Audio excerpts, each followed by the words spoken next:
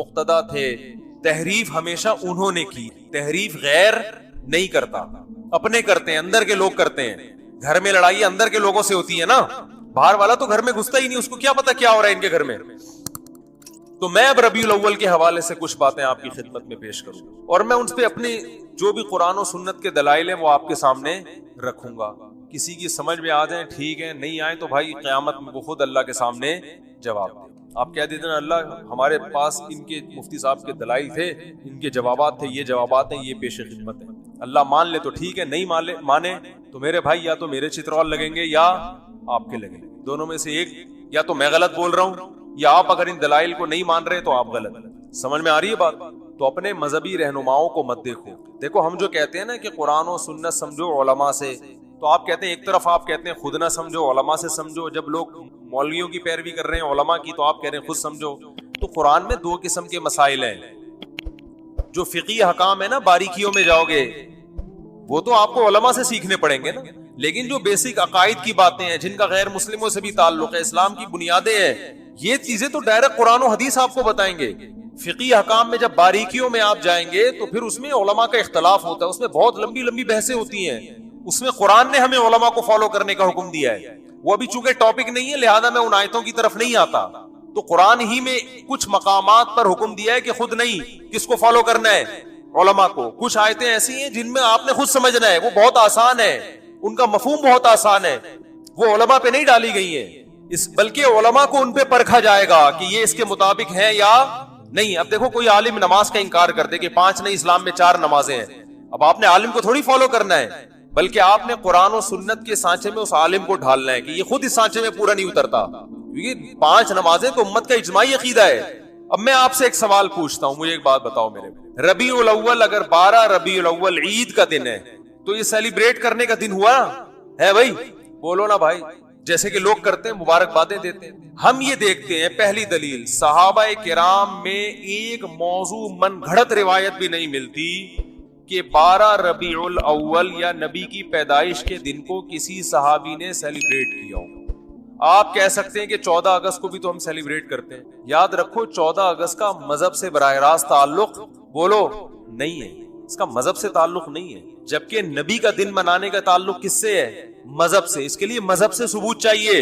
اور بھائی آپ ہر سال 1 جنوری کو اپنی بیگم کے ساتھ ٹور پہ نکلتے ہو, گھومتے ہو, کھاتے ہو, پیتے ہو, آپ کہتے ہو یار ہماری شادی ہوئی تھی تو بیگم آج وہ دن دوبارہ آ گیا قسمت سے, چلو تھوڑا سا انجوائے کرتے ہیں. لوگ سالگرہ مناتے ہیں نا بیگم کے ساتھ, اس کو بدعت تھوڑی کہا جائے گا. وہ بھائی اس کا مذہب سے کیا تعلق ہے؟ وہ آپ کی نجی زندگی, آپ 1 جنوری کو مناؤ, 10 کو مناؤ, 5 کو مناؤ, 6 کو مناؤ, نہیں مناؤ, آپ کا دل چاہ رہا ہے کہ مناؤ تو مناؤ, نہیں دل چاہ رہا تو طلاق ڈے مناؤ, آپ ہمیں کیا ہے, ٹھیک ہے نا, جو مرضی ڈے مناؤ, آپ کی نجی زندگی ہے. دن منانے پر گورنمنٹ کی طرف سے بھی کوئی پابندی نہیں, اللہ کی طرف سے بھی کوئی پابندی نہیں. برتھ ڈے کے ہم مخالفت اس لیے کرتے ہیں کہ ہے یہ حماقت, کہ آپ کی زندگی میں 1 سال کم ہو گیا, آپ خوشی منا رہے ہو, حماقت کا فتویٰ لگا رہے ہیں, بدعت کا فتویٰ نہیں لگاتے برتھ ڈے پر. ارے بعض کام بذات خود صحیح ہوتے ہیں لیکن وہ جس جذبے سے کیے جا رہے ہوتے ہیں وہ جذبہ کا تکی نہیں بنتا نا وہاں پہ, اس لیے کہا جاتا ہے غلط رسم ہے. برتھ ڈے تو بالکل ہی کامن سینس کے خلاف ہے. شادی بیاہ میں یہ ہوتا ہے کہ آپ کی فار ایگزامپل 1 جنوری کو شادی ہوئی, دوبارہ وہ آ گئی تو بھی کھوپڑی میں آنے والی چیز تو یہ بھی نہیں ہے, سال ہو گیا تو کیا ہو گیا, کون سا تمیز سے گزرا ہے جو آپ جو ہے نا منا رہے ہو. لیکن اگر کوئی منا رہے نہیں جی بیگم آج ہم اچھا کھائیں گے, آج ہم جائیں گے گھومنے پھرنے, تو چلو یار آپ کی بیگم ہے, آپ دونوں لائف کو انجوائے کرو, ہم کیوں کباب میں ہڈی بنے. زیادہ سے زیادہ یہ کہا جائے گا یار یہ غیروں سے رسم آئی ہے, انگریزوں سے آئی ہے, اس سے زیادہ اس پر اعتراض نہیں ہوگا, اس کا مذہب سے تعلق نہیں ہے. برتھ ڈے پر تو 2 اعتراض ہو گئے نا, ایک تو غیروں سے آئی, دوسرا کہ یار آپ کی موت کے قریب ہو گئے اور آپ کیک کاٹ رہے ہو کہ میں 52 سال کا ہو گیا. 52 سال کے نہیں, آپ کی زندگی میں 52 سال اور کم ہو گئے ہیں, ٹھیک نا. تو ابھی عبرت کا ٹائم تک کیک کھانے کا, کیک کھا کے اپنی عمر اور کم کر رہے ہو. پیسٹری اور کیکوں سے تو عمر کم ہوتی ہے نا. 52 سال کا ہو گئے, شکر ادا کرو, تھوڑا اچھا کھاؤ اب, ورنہ جو اس پہ شکر ادا کرو کہ آپ نے کیک کھائے ہر سال, پھر بھی اللہ نے 52 تک آپ کو پہنچا دیا. اب توبہ کر لو کیک سے. کیک اور پیسٹری تو آپ کو پتا ہے ہارٹ اٹیک کا بہت بڑا ذریعہ ہے, لیکن رسول اللہ صلی اللہ علیہ وسلم ہمیں کامل دین دے کر گئے ہیں. آپ نے ہمیں بتا دیا کہ سیلیبریشن کا ڈے کون سا ہے, عبادت کا دن کون سا ہے. اب نہ عبادت میں کمی بیشی اور نہ ان تہواروں میں کوئی کمی بیشی ہوگی. صحیح ہے بخاری, صحیح ہے مسلم کی حدیث ہے, آپ صلی اللہ علیہ وسلم نے فرمایا، حضرت انس بن مالک راوی ہیں کہ اللہ زمانے جاہلیت میں عرب ایک خاص دن عید منایا کرتے تھے. آپ نے فرمایا اللہ نے ان کے بدلے ہمیں دو عیدیں دے دی ہیں، ایک عید الفطر اور ایک عید الاضحیٰ. سمجھ میں آ رہی ہے بات؟ دو عیدیں اللہ نے ہمیں اس کے بدلے دے دی. تو اسلام میں جو عید ہے کتنی ہے؟ ان عیدوں میں حکم ہے آپ اچھے کپڑے پہنے. اور اس کی کوئی لاجک بھی ہے نا. لاجک یہ کہ رمضان کے روزے ختم ہوئے، چھٹی، جسمانی خوشی بھی روحانی خوشی. جسمانی خوشی یہ وہی ہوٹل کے پراٹھے شروع دوبارہ سے، گٹکے کی پرمیشن مل گئی آپ. یہ جسمانی. روحانی یہ کہ اللہ نے اتنی بڑی عبادت ہم سے لے لی. ویسے ایک روزہ رکھنا کتنا مشکل ہے، پورے مہینے اللہ نے روزے رکھوا دیے، گن پوائنٹ پہ رکھوا لیے نا، فرض کر دیے. ورنہ ہمیں اختیار دیتا تو ہم تو ساری زندگی سوچتے ہی رہتے. اللہ نے کہا رکھنے پڑیں گے بس. تو چلو زبردستی اللہ نے عبادت کروا لی، مگر کروا تو لی نا. اس بہانے اللہ کا نام لینے کی توفیق مل گئی. رمضان نہ ہوتا تو رمضان کی عبادتیں ہوتی نہیں ہوتی. تو یہ دونوں خوشیاں. بقرعید میں بھی دو خوشی. روحانی خوشی یہ کہ ابراہیم علیہ السلام کی سنت زندہ ہو رہی ہے، گناہ معاف ہو رہے ہیں قربانی کے ذریعے. جسمانی خوشی گوشت کھانے کو مل رہا ہے تازہ، اپنے ہاتھوں کا ذبح کیا. یقین ہے گائے کا ہی ہے، بکرے کا ہے، یقین ہے. ورنہ کیا پتا بھائی کیا کیا لوگ ہوٹلوں میں کھاتے ہیں کھلاتے ہیں. تو وافر مقدار میں گوشت کھانا سے بڑے فائدے ہوتے ہیں. بیان بھی ہمارے جب ہی سمجھ میں آتے ہیں. لوگ جو اعتراض کرتے ہیں نا مجھ سے، ابھی کیا بیٹھ کے باتیں کر رہے ہوتے ہیں شادیوں میں. بھائی آپ جب سبزی کھاؤ گے تو نہیں سمجھ میں آئے. سبزی کھانے والے کی سمجھ میں ہندو بہت زیادہ اعتراض کرتے ہیں اسلام کی 4 شادیوں پر. بھائی جب سبزی کھاؤ گے تو کہاں سے سمجھ میں آئیں گی یہ بات؟ گوشت کھاؤ. تو خیر دونوں دو اللہ نے عیدیں دی. اب مجھے ایک بات بتاؤ کہ ہم دیکھتے ہیں کہ رسول اللہ صلی اللہ علیہ وسلم کے دور میں ربیع الاول درجنوں دفعہ آیا. آپ صلی اللہ علیہ وسلم کی دنیا سے جانے کے بعد کا ٹائم بھی اگر ملایا جائے اور آپ کا ٹائم ملایا جائے تو درجنوں بار آیا ہے. یعنی کوئی ایک ضعیف سے ضعیف روایت بھی نہیں ملتی کہ اس مہینے کو صحابہ کرام نے دوسروں مہینوں سے کوئی الگ حیثیت دی ہو. کہیں بھی نہیں ملتی. حتیٰ کہ رسول اللہ صلی اللہ علیہ وسلم کی جو تاریخ ولادت ہے وہ بھی 12 بنتی نہیں ہے کسی حساب سے. فلکیات کی روح سے اگر آپ کیلکولیشن کریں نا بیٹھ کے تو نہ تاریخ وفات 12 ربیع الاول بنتی اور نہ تاریخ ولادت.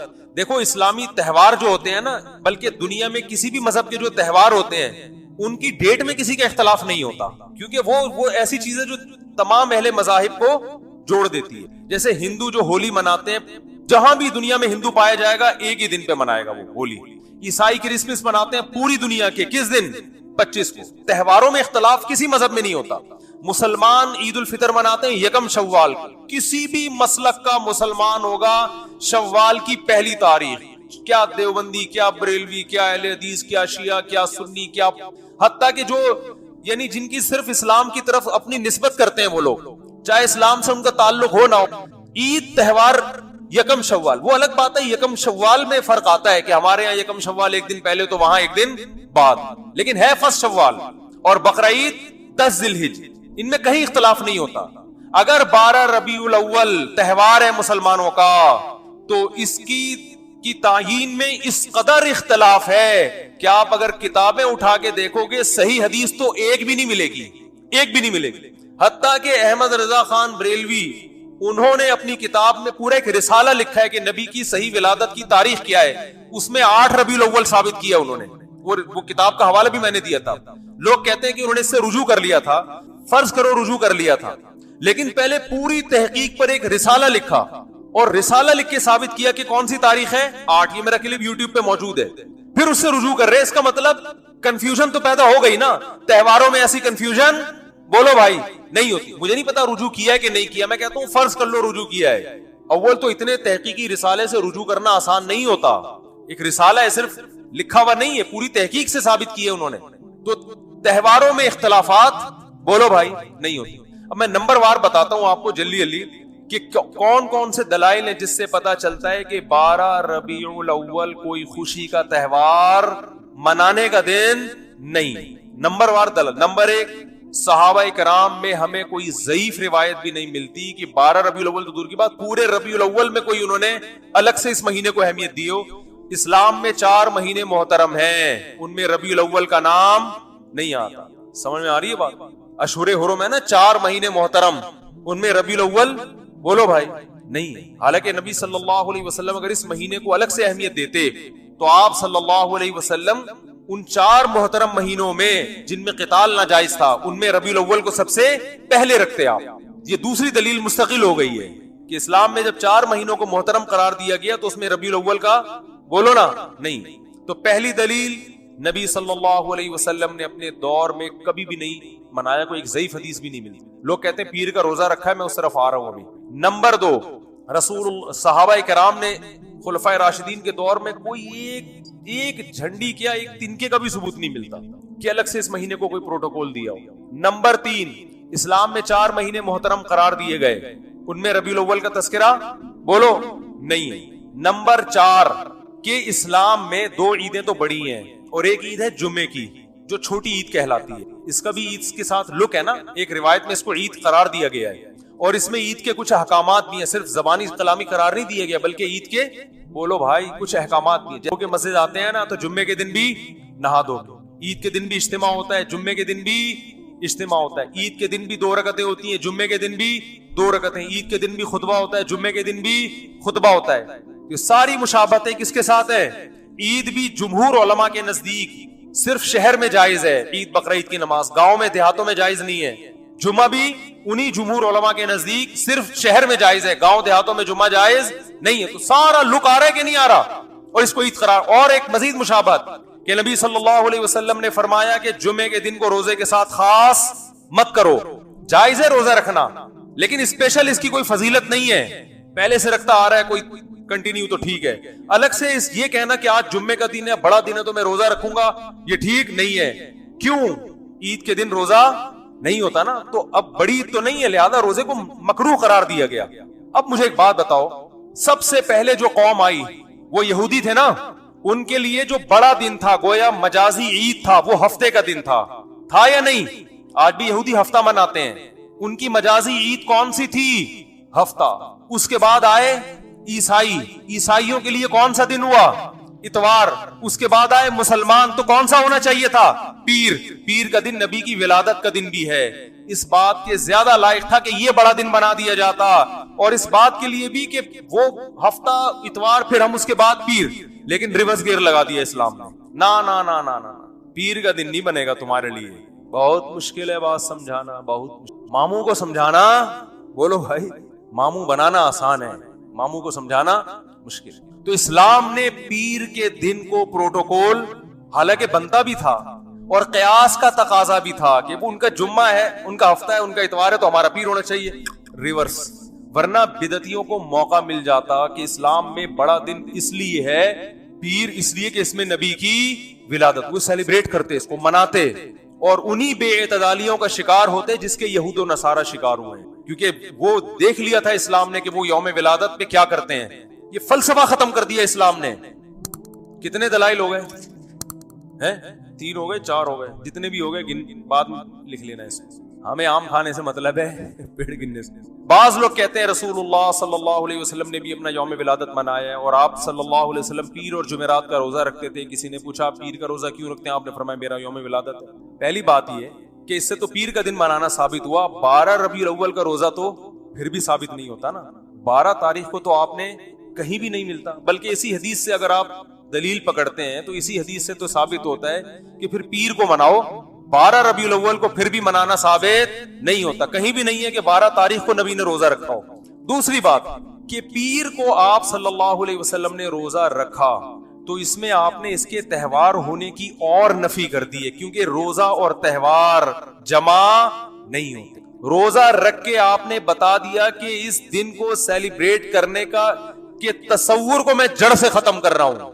عید الفطر کے دن روزہ ہوتا ہے, دیکھو پیر کا دن اس بات کی بھی امکان تھا کہ تہوار بھی ہو سکتا ہے اور نہیں بھی ہو سکتا. ہمیں دوسرے دلائل سے پتا چلا کہ یہ تہوار نہیں ہے, لیکن نبی صلی اللہ علیہ وسلم نے ان دلائل پر مہر لگا دی روزہ رکھ کے. کیا کر دیا بھائی؟ مہر لگا کہ اس میں سیلیبریشن کا جو تصور ہے نا وہ کھرچ کے ختم کر دیا جائے. کسی بھی دن کو روزہ رکھ کے منایا نہیں جا سکتا. خوشیاں ہمیشہ کھا پی کے منائی جاتی ہیں, بھوکا رہ کے نہیں منائی جاتی. کھانے پینے کے دن ہوتے ہیں خوشی کے دن. میں اس کی بہت سی مثالیں دیتا ہوں. آپ کا بیٹا پاس ہو گیا اچھے نمبروں سے, اتفاق سے, کراچی میں ہے تو ظاہر ہے بھروں سے پاس ہوا ہوگا, لیکن اس سے غرض نہیں, پاس ہو گیا, اچھے نمبر آ گئے اس کے. لوگ کہتے ہیں بہت خوشی ہوئی جی آپ کا بیٹا پاس ہو گیا, کچھ مٹھائی تو ہونی چاہیے. آپ کہتے ہیں ٹھیک ہے, خوشی میں کل صبح کا ناشتہ گول, نہ آپ نے صبح کا ناشتہ کرنا ہے نہ میں نے, بھوکا رہ کے سیلیبریٹ کریں گے, خوشی منائیں گے. کبھی ایسا دیکھا آپ نے؟ کیا ہو گیا بھائی؟ آپ کہہ سکتے شکرانے میں تو لوگ روزے رکھتے ہیں, تو شکرانے میں روزہ رکھنا وہ تو ایک عبادت ہے نا. ہم تو سیلیبریشن کی بات کر رہے ہیں. شکرانے میں روزہ اس لیے کہ اپنے آپ کو تھکایا جاتا ہے, تو وہ تو ایک عبادت ہے نا روزہ, اس میں تو اپنے آپ کو تھکائیں گے آپ. خوشی منانا میں کھانا پینا کے بغیر خوشی نہیں منائی جاتی. خوشی میں کھانا پینا لازمی عنصر ہے. دنیا کے ہر مذہب میں, دنیا میں کوئی ایسا مذہب نہیں ہے جو خوشی بھوکا رہ کے مناتا ہو. دیکھو نبی صلی اللہ علیہ وسلم نے فرمایا للصائم فرحتان, روزے دار کے لیے دو خوشیاں ہیں, فرحتیں ہیں. ایک جب جنت میں اجر ملے گا, اور ایک جب افطاری کے لیے بیٹھتا ہے وہ. تو روزے دار کو بھی خوشی روزہ رکھ کے نہیں ہوتی, روزہ کھا کے ہوتی ہے. کیا مطلب؟ نبی نے بتایا کہ صبح سے شام تک جو تم خوشی لیس زندگی تم نے گزاری ہے نا روزے کی حالت میں, اس میں خوشی بالکل بھی نہیں تھی, فرحت نہیں تھی. تو دو فرحتیں تمہیں ملیں گی, ایک دنیا سے جانے کے بعد اور ایک دنیا میں. جو دنیا میں جو روزے کی فرحت ہے وہ روزے کے دوران نہیں ملے گی, وہ جب پکوڑے کھانے کے لیے افطاری میں بیٹھو پھوڑو گے طبیعت سے. وہ بھوک میں آپ کو پکوڑوں کا مزہ کتنا ٹائٹ ہے کہ نہیں ہے. پکوڑے کے خلاف جتنی مرضی تقریریں کرو, لیکن روزہ رکھ کے جو پکوڑا اور چٹنی کا مزہ ہے نا وہ کسی چیز میں نہیں. تو نبی نے کیا فرمایا روزے دار کے لیے؟ مشہور حدیث ہے, روزے دار کے لیے دو خوشیاں. تو یہ نہیں فرمایا روزے دار صبح سے لے کر مغرب تک بہت خوشی خوشی زندگی گزار رہا ہوتا ہے, ایک دم ٹینشن میں آ جاتا ہے دسترخوان دیکھ. تو روزے دار کو بھی خوشی کس وقت ملتی ہے بھائی؟ جب وہ کھانے کے لیے دسترخوان پہ بیٹھتے. انسانی نیچر ہے, بھوکا رہ کے خوشی نہیں ہوتی.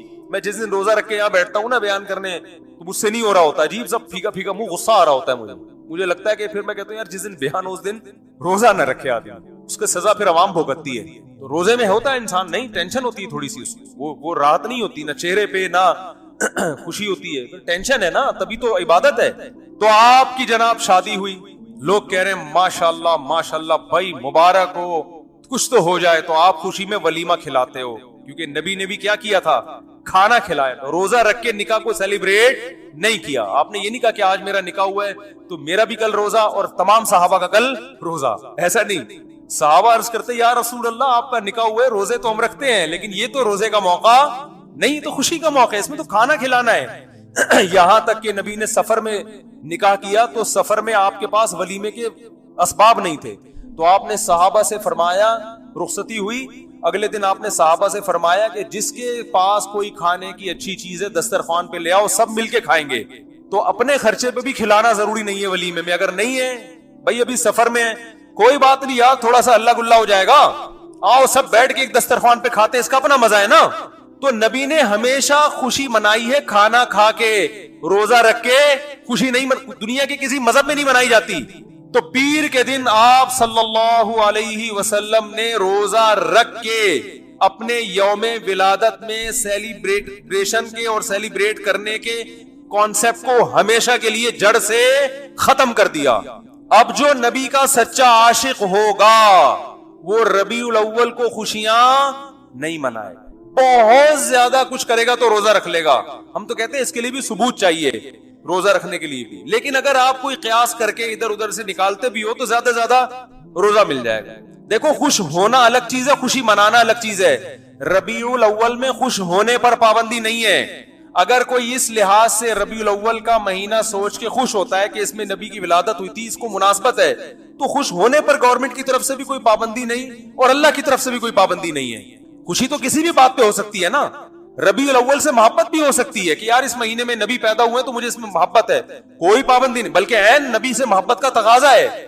اس محبت کو منانا, بات آ رہی ہے سمجھ میں, منانا الگ چیز ہے. خوش ہونے پر آپ ہو خوش, کوئی مسئلہ نہیں. ہمارے حضرت فرماتے جب بھی ربیع الاول کا مہینہ آتا ہے میرے دل میں ایک عجیب سی ایک محبت پیدا ہوتی ہے اس مہینے سے.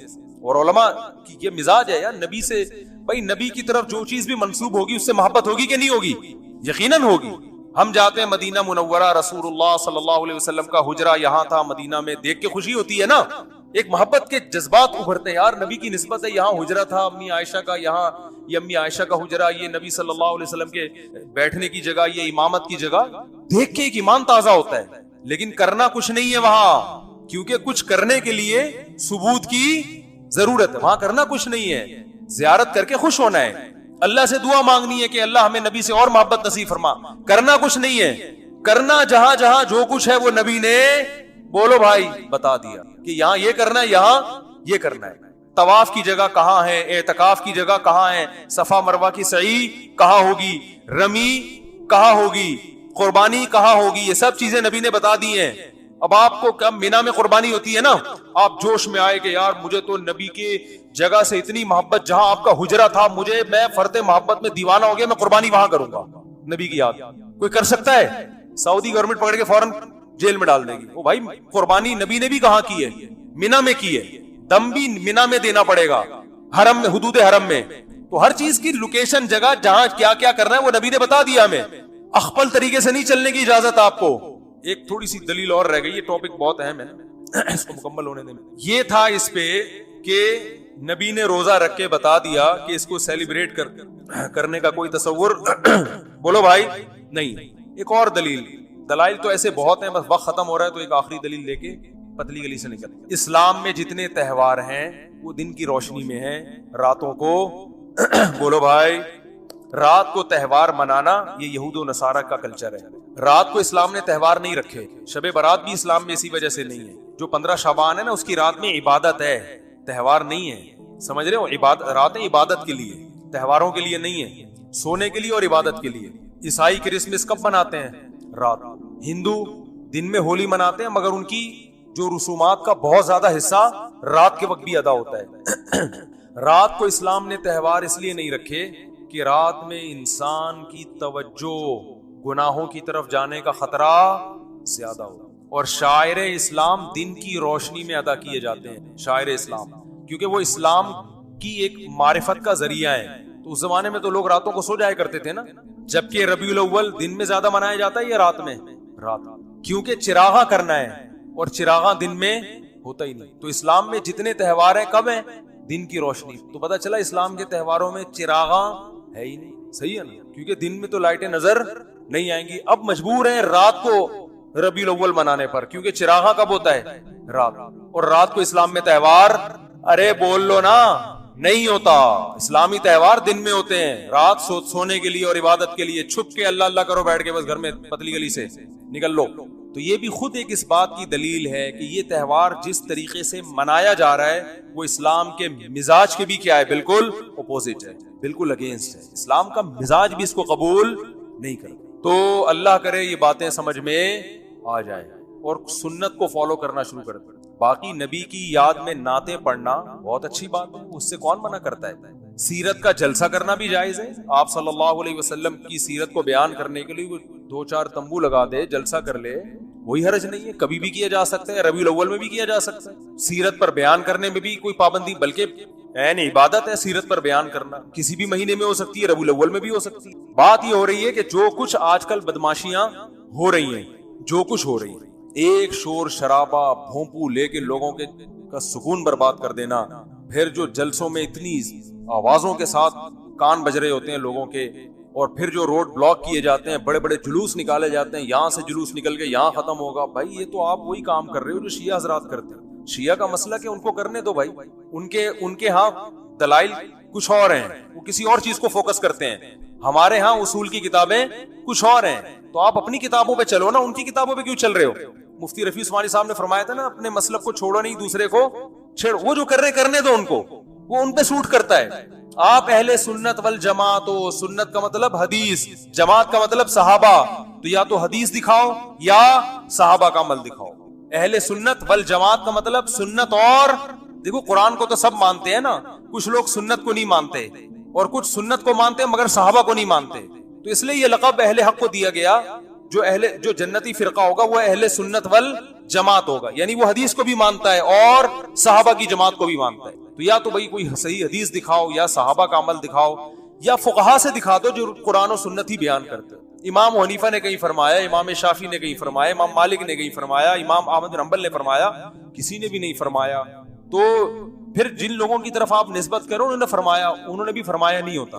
تو کون سا کوئی بیٹھ کے جا کے کتاب دیکھ رہا ہوتا ہے کہ وہ ایک چھوٹا سا چٹکلا سنا دوں بس جلدی سے بات ختم ہے. وہ ایک صاحب تبلیغ میں گئے, سچا واقعہ بتا رہے ہیں کہ میں ایک آدمی کو دیکھا بیان کر رہا ہے. بیان کے دوران کہہ رہے ہیں, فرمایا کہ جو آدمی نماز نہیں پڑھتا ایسے جیسے زنا کرتا ہے. فرمایا کہ جو آدمی نماز نہیں پڑھتا ایسے جیسے سود کھاتا ہے. فرمایا کہ جو آدمی نماز نہیں پڑھتا ایسے ہے جیسے چوری کرتا ہے. اب یہ صاحب کہہ رہے ہیں یار یہ حدیثیں تو میں نے کبھی زندگی میں سنی نہیں. فرمایا یہ بھی فرمایا نبی نے کیا کیا, یہ تو پہلی دفعہ سن رہا ہوں. اور کسی عالم سے نہیں, عامی آدمی سے. کہہ رہے میں نے اس کو پکڑ لیا. میں نے کہا یار یہ کس نے فرمایا؟ کہہ رہے ہم نے فرمایا. کس نے فرمایا؟ وہ پھر بھی نیک آدمی تھا, اس نے نبی کی طرف نسبت نہیں کہ صرف فرمایا بولا, پھر بھی نیک.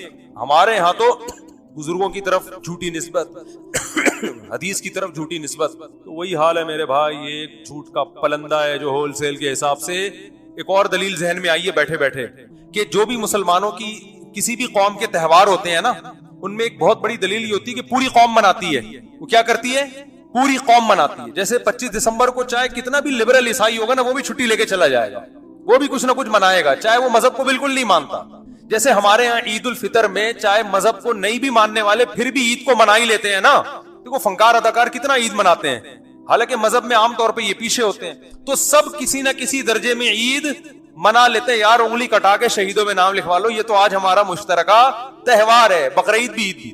لیکن ربیع الاول جس طرح سے منائی جاتی ہے, 12 ربیع الاول, آپ کو ایک گلی پہلے تو ملکوں میں دیکھ لو. ایک منٹ رفیع بھائی آج تھوڑا سا فارم میں آئے, آپ ملکوں کو دیکھ لو. یہ دلائل پھر کٹ کے پھر مزہ نہیں آئے گا نا. ابھی جو جس ٹون میں چل رہا ہوں یہ پھر کمپلیٹ ہو جائے گا موضوع. دلائل آتے رہیں گے, بس یہ دلیل ہٹ کے میں ہٹ جاتا ہوں, یہ دلیل بیان کر کے. دیکھو پہلے تو ملکوں کو دیکھ لو.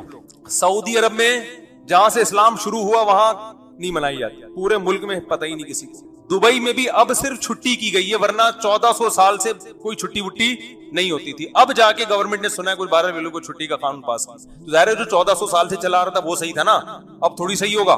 ایک آدمی نے مجھے کہا سوڈان میں بھی 3 طلاقوں کو ایک کہنے کا قانون پاس ہو گیا ہے. میں نے کہا سوڈان میں اسلام صدیوں پہلے آیا تھا, ایک 1200 سال پہلے.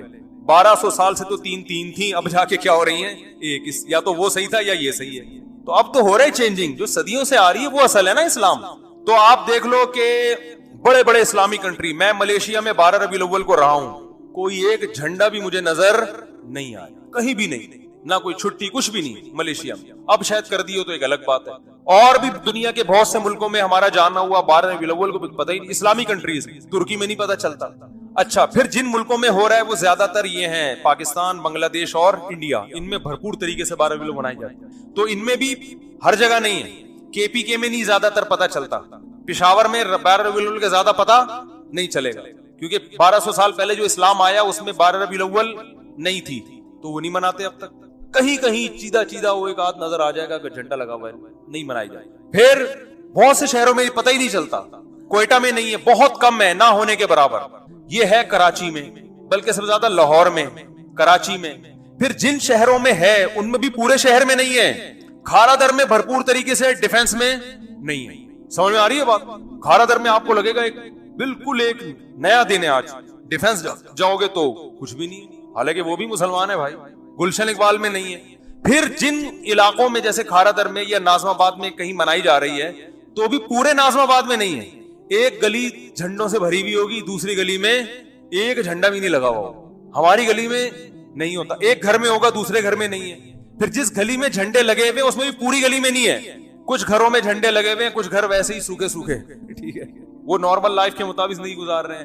تو اس سے بھی پتہ چلتا ہے یہ مسلمانوں کا تہوار نہیں ہے, کیونکہ تہوار ہوتا تو پوری قوم, بولو بھائی, ایک جگہ جمع ہوتی. تو یہ گڑا ہوا ہے, اخپل طریقے سے ایجاد کیا گیا ہے, اس کا اسلام سے کوئی تعلق نہیں ہے. نبی کی محبت میں نبی کی اطاعت کرنی پڑے گی, اور نبی کی محبت میں صحابہ کو فالو کرنا پڑے گا. ان کے طریقے سے ہٹ کر میرے بھائی نبی کی محبت کا دعویٰ برائے دعویٰ ہو جاتا ہے. وہ کھوکھلا دعویٰ ہے جو قیامت کے دن قبول نہیں ہوگا. اور اس سے اسلام First of all, see how he is with his mother, how he is with his father, how he is with his grandfather, how he is with his grandmother, how he is with his grandfather, how much he is serving them, how he is with his wife, how he is with the children. He comes home like Genghis Khan. As soon as he enters the house, the children start trembling. Father has arrived. What will father do?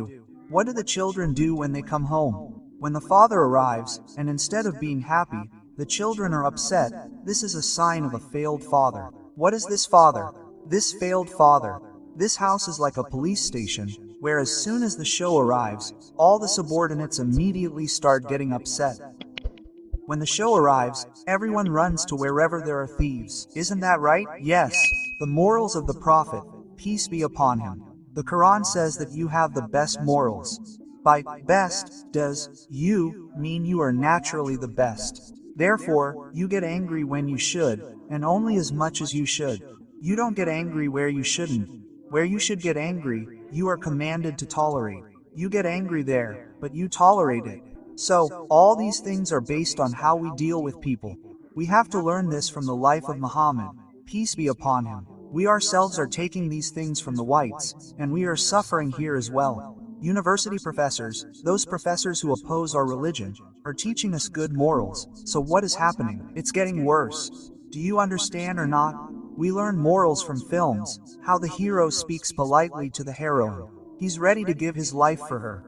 Now consider that when a husband and wife are fighting, they generally don't praise them, but the Prophet's wives always praise Muhammad, peace be upon him. They asked Hazrat Aisha, what were the morals of the Prophet, peace be upon him? She said, the Quran was your morals. Whatever Allah commanded in the Quran, you used to do that. Hazrat Safiya, Ra, is also your wife. You used to praise the morals of Sallallahu Wasallam. The Prophet, peace be upon him, said, the best among you is one who is good to his family. So, among family members, first comes the wife, then the parents, then the wife, then the children, then the brothers and sisters. The closer the relationship, the more politely you are commanded to speak to them. However, in our society, the closer the relationship, the more rudely one speaks to them. And the more distant the relationship, the more beneficial it is. Brother, this is a doctor. You may need to get treatment from him. You will speak to the doctor very politely. He is a businessman. You may need to ask for a loan. You will speak to him very politely. He is the local administrator. If any work gets stuck, you will speak to him very politely. So they think they're getting rewards for speaking politely. They're not getting rewards, brother. You're getting this money. Do you understand? You're getting a loan. Reward doesn't mean you start talking rudely to him. Mufti Sahib told Nazim that you don't get rewards. Speak politely to everyone, but don't speak politely for money to get money for Allah's sake. Often, people come to Mufti Sahib to get a fatwa for divorce. They're speaking politely just to get the fatwa they need. Actually, look at me. You're a wise man, mashallah. Why would I want a divorce when we have such a good life? If you think about it, I gave 3 divorces. I had no intention of divorce at all. I stabbed her, but my intention wasn't to kill. Isn't that what happened? I ate, but my intention wasn't to fill my stomach. I drank water, but I didn't intend to quench my thirst. I walked, but I didn't intend to walk. I slapped him, but you can do anything with the intention of hitting. Brother, intentions are inherent in things that involve both. The very word talaq means divorce. So why would I give it? I said, that's what surprises me. If there was no quarrel, why would I give it? I said, then why did you give it? After giving it, he said, I had no intention, and we had no quarrel. I said, you, Mufti Sahib, are wise yourself. I said, why would I give it? So I'm saying, why would I give it? Why is he saying, did? That's what I'm trying to convey. I didn't give it. So, brother, you yourself are saying that I said those words. You're saying, I said words, but I gave it. So, all this is deceiving Allah and one's own self. So, whose morals were the best for you? Sallallahu alayhi wasallam? His family members. Aisha, may Allah be pleased with her, says, from where I used to drink water from the vessel, he used to turn the vessel and drink from the same spot, to express his love for his wife. Nowadays, the way to express his love for his wife is by a man of some stature. He will say, I love you, to the whole world. He feels that saying this to his wife in front of the whole world will diminish his reputation. In other words, he's putting on a show. Brother, you need me. You should express your love to me. I'm not needy. I'm just feeding you. That's fine, isn't it? So, the Prophet, peace be upon him, is expressing his love by drinking from the same place where Aisha drank water. Hazrat Aisha, may Allah be pleased with her, often ate meat from the bones. When she was born, you, peace be upon him, used to eat meat from the bones from which Aisha had eaten meat, although you could have eaten from the other side as well. But just to express your love, you, peace be upon him, never shortened Hazrat Aisha's, may Allah be pleased with her, name to Muhammad or Aisha. What did you call Aisha? Aisha or Siddiq, daughter of Siddiq. It happens, sometimes people even change names out of love, like Mithu from Punjab, and I respect the people of Punjab a lot. We also have many relatives in Punjab. But brother, don't spoil your children's names so much that their personality becomes unrecognizable. They remain Mithu their whole life. They will become Mufti Mithu Sahib. Don't spoil it so much. So, I'm offering them advice, one by one, as a humble student. I'm requesting the people of Punjab, you're very good. For all intents and purposes, the people of Punjab have excellent health. They're hospitable. But these words that distort things, they're a common custom among the people of Punjab. They distort things like that. They called her Laddu, and someone thought she looked like a Laddu in childhood. So, Laddu was fine in childhood, but that person becomes a Laddu for life.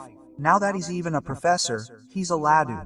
Okay? Someone became Mithu, someone became Laddu. It's not like that everywhere, but it's the custom in many areas of Punjab. So, I think it's inappropriate to distort a name so much in love. You, Sallallahu, changed Aisha to Aisha. That's not a distortion. So, they call her Munada Merkham, and they call her Siddiq's daughter, and that's something to be proud of. Not that she's an ordinary girl. So she's Siddiq's daughter. All of this is normal. But they completely spoil her, often giving her even more names that don't even come to mind. They spoil her in such a way that they completely contradict her personality. So when she grows up, she's given the same name again. So, we had an uncle named Gudu Chacha. Although he was an uncle, he was a great uncle, but Gudu's Gudu passed away. He remained Gudu, that poor man. Gudu remained. So, we shouldn't spoil the name so much. It's okay to change her name a little out of love, but if you change it so completely that it no longer seems appropriate due to the childishness that comes with it. So, the Prophet, peace be upon him, said, "The best among you is the one whose morals are the best among his family and family." Although he was a prophet, what a personality. The Prophet, peace be upon him, said, "The Prophet, peace be upon him, has bestowed my authority upon the enemy during a month's journey." Such was his authority that when people came to him, it was difficult for them to speak to him eye to eye. He possessed immense authority. Although he possessed such sweet manners, Allah had bestowed him with immense authority. This is why the Prophet, peace be upon him, is mentioned in a hadith. Aisha says, "I never raised my hand on anyone. I never cursed anyone, nor did I use obscene language." The Prophet, peace be upon him, was a natural lover of obscenity, and neither was obscenity in his tongue. Today, abuses are so filthy that conversations begin with abuses, and it has become a culture not even in anger but in jest. It is a bad deed even in anger, but it is even worse in jest. So, you, peace be upon him, never raised your hand even on a servant. The hadith mentions that you never killed anyone except on the battlefield. Fighting in the battlefield is necessary, isn't it? Morality demands fighting there. Because if you're not fighting there, then what's wrong with your companions? It's unfair to send them into the battlefield while you yourself aren't fighting. So, fighting here was a matter of morality. So, what were you, peace be upon him? No one was braver than you in battle. Back then, you displayed your bravery. Back then, you were a king. In battle, you're a fool. What's left of the house? Genghis Khan. When he comes, everyone starts trembling. Abba is coming, he said. The Prophet, peace be upon him, never raised his hand. However, the Quran does permit raising hands in certain circumstances. That's why, in most circumstances, raising one's hand on one's wife is not a desirable act. However, in many instances, the Quran permits it, provided one doesn't hit the face. One shouldn't be beaten like an animal. That's not a command for most women in most circumstances, and in most instances, it's not a command.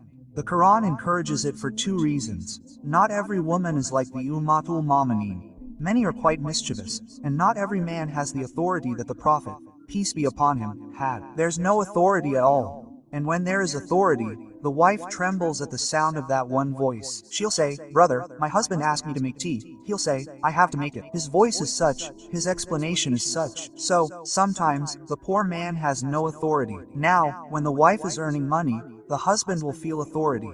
She'll say, "Get out of here. Get out of here," she says. Where can the authority be? The eagle has married into such a family. Mashallah, he has a great height and a strong personality, and his husband is a completely weak man. He doesn't have that intimidating attitude. So, it's obvious that sometimes, establishing authority is the wrong way. It's not appropriate. You have to show that you're very imposing. Hitting someone is not a permitted act in the Sharia. Raising hands is permitted only in extreme circumstances, and not on everyone. but on a naughty woman who refuses to give in to your legitimate demands. Then, to avoid divorce, the Sharia says, brother, she has no choice but to leave you. So, one option is to be strict. Quote, but the Prophet, peace be upon him, never raised his hand against a servant. Today, morals are good with others. Just look at the boss in his company with his subordinates. How he treats them, constantly abusing them. We had a friend who got a job at the truck station. It wasn't a job, it was a business. So I asked, dude, what are the conditions for this business you're doing at the truck station? You started this export transportation business. One of the principles is that you memorize these profanity-laced abuses in advance. I said, why? He said, these employees are very stubborn. They won't work without profanity. They say they're not ready to work unless they're subjected to profanity-laced abuses, morning and night. They won't load the cargo into the container, and if it's on the container, they won't bring it down. Quote, so I said, dude, do something else. It's okay that these days, the employees aren't tame enough. You'd tell them, look, this container should be in Lahore at 12:05 tomorrow. So, it should be loaded by 5 o'clock this morning. Quote, so, if it's loaded, that's fine. If it doesn't, I'll incur a loss of millions. So, I'm telling you something with love. It's highly rewarding. Those employees will reply, sir, you've given us such a sweet advice today. You've awakened our self-respect. You're saying 5 a.m., but we'll load the container by 4 a.m., inshallah. Quote, so, in the market, they'll say, we've got a very stupid businessman. So, if he comes at 5 a.m., it won't be loaded until 5 p.m. Quote, do you understand? That's why the public needs to be a little careful.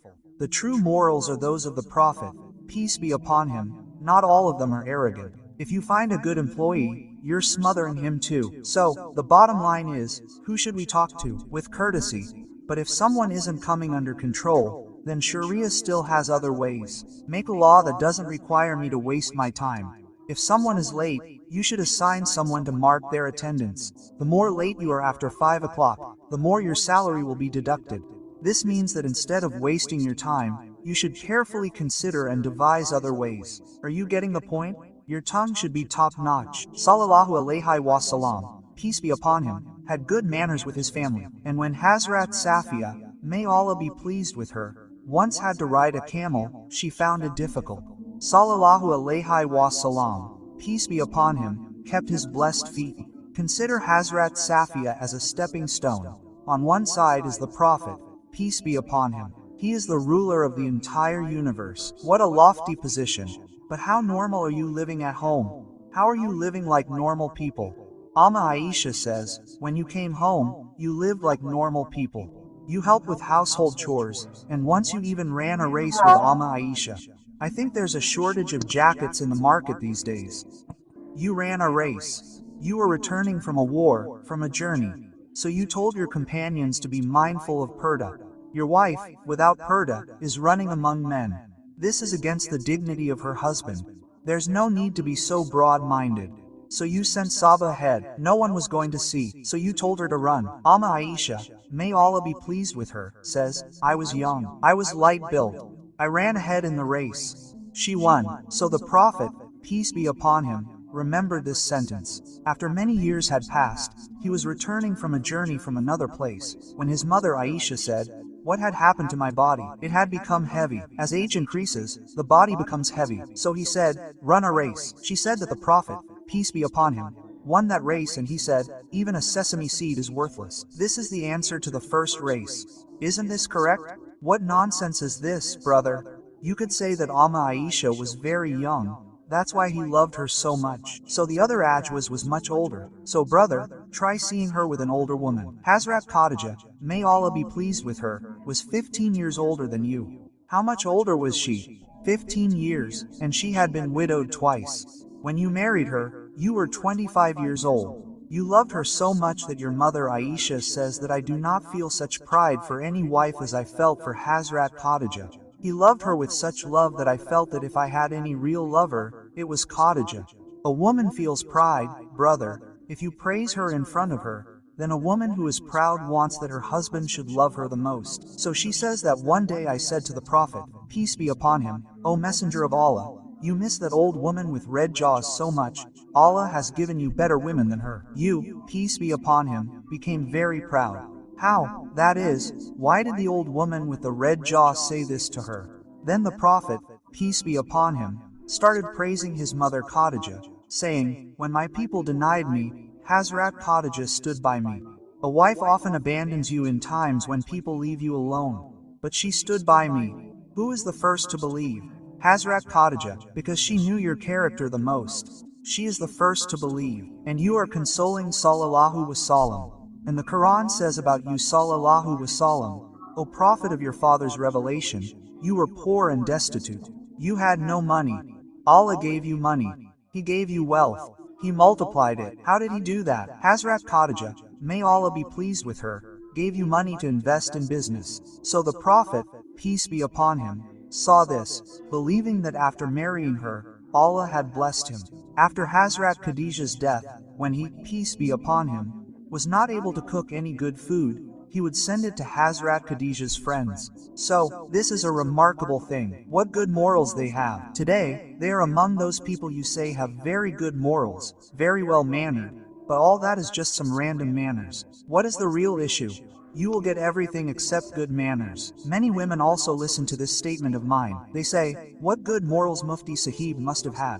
And such dear ones must have lived with such good morals at home. Brother, we are all talking to learn. So, there's no need to be too presumptuous. Many women, after listening to his speech, comment, if he's speaking so highly of good morals with his wives, how good is his behavior with his wives? Oh, hey, the women who married him are from heaven. So, it's not much. There's no need to be so presumptuous. We too grew up eating the same rotis and parathas that you eat. You understand, right? We're talking too. We try. May Allah grant us all the ability to practice good morals. So, we should try. I leave after speaking on good morals. I'm in a frenzy at home. I'm jumping up and down. Once, it happened to me on Friday. I spent the entire speech on morals. I went home and I don't know what kind of issues happen in every home. This is normal, isn't it? It happens in every home. The one who has more people at home has more. So, when I got home, I don't know what kind of nonsense I said. I got angry, but then I laughed later. I said, what statement have I just made? Look at the style that's happening. So, in that vein, I thought, brother, delete the statement from YouTube. Your in-laws will hear it and ask, what are you doing there? He's walking here. Well, brother, this is for learning. No one can completely become like the Prophet. And the important thing is, these days, women are not like the entire community of believers. The Prophet, peace be upon him, came to Hazrat Khadijah and said, an angel has come. He sent me like this and said like this. So what is this? Hazrat Khadijah replied, you treat people well. You take care of widows. You care for orphans. You are a righteous man. You are a trustee. You have so many qualities. So this devilish behavior cannot happen to you. So, this is Khadijah's quality too, isn't it? Today, someone came to my house, my wife. I had a wonderful dream from Allah, in which I said, you're a very good person. My wife would say, go fool someone else. That's okay, she would say. How can she appreciate you? Everyone is the same, brother. Quote, so, Hazrat Khadijah immediately started highlighting the qualities of the Prophet Muhammad, peace be upon him. So, these days, treat your mother well, start spending more, start taking care of widows, help orphans. So, I'm talking about the women who aren't listening to me. They're the ones who will suffer the most. They're the ones who will suffer the most, brother. You've taken the responsibility for all the widows. You've taken the responsibility for all the orphans. When my brother comes home, he doesn't ask for tea or samosas. That day, my father came, and you started from the market. Orphans are being supported. You know the drama, and our father was a very good-natured person. He was also a great devotee. May Allah forgive him. He was blessed with many qualities. He was a great devotee of prayers and generally had a very good temperament.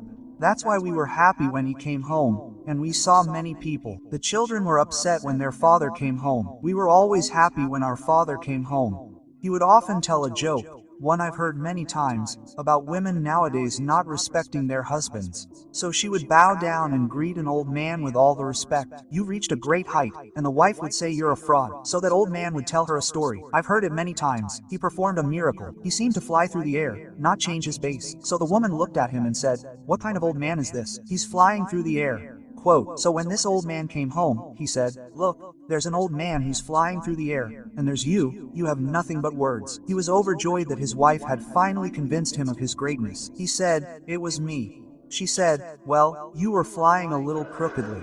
Well, just because you were flying a little crookedly. So, brother, that's how everything works these days. There are also incidents, and glasses are broken in houses. Rolling pins are also fired. So, you don't clap with one hand, but with both hands, right? So, if everyone is okay, the whole world will be okay.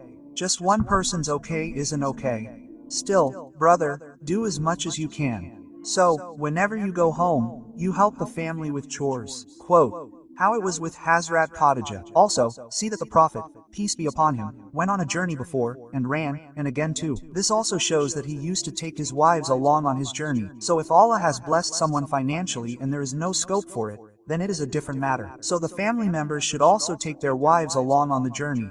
Look, during the journey, I often read a verse from the Quran. Allah Ta'ala has predicted the horrors of the Day of Judgment. He said, this will be the day when a man will run away from his brother, he will run away from his mother, he will run away from his father, and even the master will run away from his wife.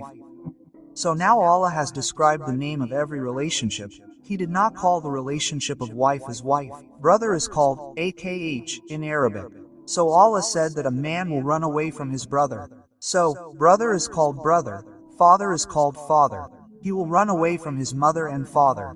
Right? Mother is called mother, father is called father. Wife in Arabic is called wife. So it should have happened.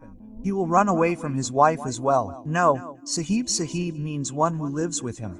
He will run away from even the one who is always with him. So, Allah has highlighted the quality of a wife that she can be separated from her brother as well. Brother, he is working in America. You are working in Canada. It happens, right? You got a job in the USA. Father is in Pakistan. So the son gets separated from his father. What do you think? Mother also lives here. Son Baba is living in the UK. His job is there. So this is natural. But when you got a wife, she clung to you like a flower after marriage. Now, she will not leave you till the Day of Judgment. With the word sahiba, Allah revealed that she's now clinging to you. Now that your job is in the UK, where is your wife? She must be there. If you're working in Saudi Arabia, where is your wife? She'll be there with you. If you're going in a rickshaw, she'll go with you in the same rickshaw. If you're going on a plane, she'll go with you in the same plane. If you're going on a train, she'll go in the same train. So, in the word sahiba in Arabic means sahib, and sahib means one who lives with you, and sahiba means one who lives with you. So, when it comes to the word wife, Allah has revealed that he'll run away even from the one who lives with him. That means he'll have such a witch that he's always been with her in this world. He'll take her with him when he goes to London. He'll take her with him when he goes to Andaman. He'll bring his wife with him when he goes to listen to Mufti Sahib's speech. Isn't that right? He'll take his wife with him when he goes to a hotel. So, what has Allah done to him? Like a swindler everywhere. I'm deliberately using the word fultor because people think it's attention, wondering what's stuck to you like a flower. People say, oh, brother, Allah has stuck it to you like a flower. Do you know what a flower is? Often, it's something like a rattle or a string that gets stuck to your shirt. So, wherever you go, that's also called a fall-through, isn't it? If something gets stuck, you don't want to take it with you, but if it gets stuck, it's going with you. So, even though you don't want to take your wife with you, what has Allah done to you like a flower? Now, Allah is saying, wherever you go, it will stick to you like a flower. So, this also reveals that the Prophet, peace be upon him, is going on a journey, and on the way back, that is, the race, so it means that Mother Aisha has also gone with her. The Quran used to predict who to take with you this time. But nowadays, people don't even do that. If Allah doesn't allow it, then where will you eat? It also happens, brother, Begum, that I come back via the UK, right? I have a business. If I take you too, the business will be lost. All the profit will be spent on the tickets. So, women like this shouldn't insist. Why aren't you taking me? First, I have to take care of my business. First, I have to arrange for food and rations for the household. After that, this is the next level of work. So, what good morals did you, sallallahu alaihi wasallam, have? After that, you had the best morals. Everyone treats servants, subordinates, and subordinates with good morals. And everyone treats their boss with good morals. Because if you speak politely to your boss, butter will be more expensive in the market. Because the more butter you apply, the more expensive it becomes, the more it will become cheaper in the market. So, butter will be expensive, but you too will become valuable. You will also be promoted, your status will rise, and your salary will be good in the world. This is why everyone speaks politely to their boss. In the market, where employees are politely spoken to, you say, brother, brother, wherever you are sitting, you'll feed the employee with you. This doesn't happen. Brother, who are you? You sit there and eat. I'll sit here and eat. Stay a little distance away. Quote, this distinction is made. You, peace be upon him, used to sit with the servants. It is mentioned in the hadith that sometimes an old widow would take you by the hand and take you to her work, saying, brother, finish my work. You would go with her. So, holding hands meant taking her with you. So, you, peace be upon him, used to do this too. You were a normal human being. But in your gatherings, you were highly respected. When the companions sat in your gatherings, it was as if a bird had come and perched on their heads. They didn't move with such respect. So, Allah had bestowed such a respect on someone who lived a life of such dignity. It's mentioned in the hadith that whenever someone shook hands with the Prophet, peace be upon him, he wouldn't let go of his hand until the person pulled it away. Whenever the Prophet, peace be upon him, spoke to someone, he would gaze intently at them, not with his eyes. A person with arrogance wouldn't even turn his head fully. Look, Seth Sahib is sitting. An employee has come and stood here to talk. I've often noticed that Seth Sahib wouldn't do this. Yes, tell me, what's your business, sir? The issue is that I have a little leg operation, so I need some money. Hey, I'm telling him, give him a check for a few rupees. This is also an internal problem of arrogance. It's increased. Brother, you look at him.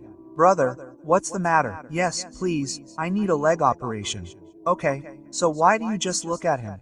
Look, when you have to give an order here, look here. But the one who has arrogance doesn't look. He just keeps rolling his eyes. He just says, why should I waste my petrol, brother? So this is also arrogance. This is also arrogance. Don't look with crooked eyes. Look at him with full eyes. So many things that you, peace be upon him, have told us. My father is very tall. Hazrat Anas ibn Malik says, I served the Prophet for 10 years. He never hit me, nor was he angry with me. If you asked me to do some work and I did not do it, you never taunted me saying why I did not do it. And if I did not do some work and I did it, you never taunted me saying why I did it. Taunting was not in the language of the Prophet, peace be upon him. It was only reform. Hazrat Anas says, once the Prophet, peace be upon him, sent me for work. Then these were children. They went and started playing among the children. There they were waiting for you, peace be upon him, waiting. Brother, I sent them for work. They will come back. If it were me, I would have opened the bed. Then the blood pressure would have been high. The diseases that are happening now are often due to my own misbehavior. So the blood pressure would have started getting high. I would have started shivering. I would have kept checking the time again and again. Where has it gone? When I come, I will apply it. I will apply it after 2 pulls. So you, peace be upon him, went out of the house to see where the child had gone. Then Hazrat Anas saw the children playing among the children. Then you, peace be upon him, stood behind them. Hazrat Anas says that as soon as I looked back I found you, peace be upon him, smiling. You are smiling, brother, where did we send you? And he says that I went immediately. Hazrat Abu Huraira, may Allah be pleased with him, says that whenever I have met the Prophet or whenever the Prophet's eyes have fallen on me, you have always smiled at me. It is easy to say this, I swear by God. It is easy to say. Whenever the Prophet Hazrat Abu Huraira says that the Prophet has seen me, then why has he always smiled at me, brother? Because you, peace be upon him, said that in Talaka Talai, meet someone with a smile and with a downcast forehead. You said this is also charity. What does charity mean? To make people happy, right? So when you meet someone with a smile, what makes them happy? Happy, and you'll always be like a clown. If you keep your face at 12 o'clock, what does the other person feel? They get stressed. So, it's a great thing that whenever we meet, you say you always smile at me. Although the hadith says, Lam latum kasira. You said, I know about hell and the hardships of the afterlife. If you knew about it, you would laugh more and less every day. The smile would disappear from your face. Quote, so, how are you meeting people despite knowing the horrors of the afterlife and having the fear of Allah in your heart? You're meeting them with a smile. However, if you started expressing that fear of the afterlife, you would always meet people in such a way that people would be